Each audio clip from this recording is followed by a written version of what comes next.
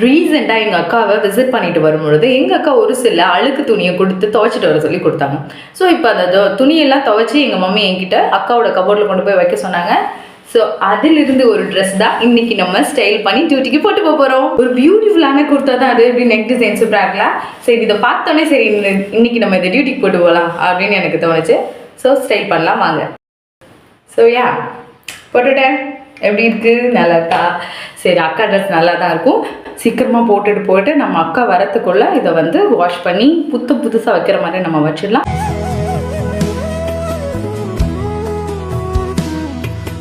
அன்பெனும் கயிறினால் இழுத்து கொண்டு அழகால் நவமானங்கள் மாற்றி நீரே தீராத தயவினால் தழுவிக்கொண்டு என் வாழ்க்கை ஆதாரமாய் மாறி நீ என் அருகில் இருந்த உன் ரூபம் நான் பார்த்து என் சாயலும் அழகானதே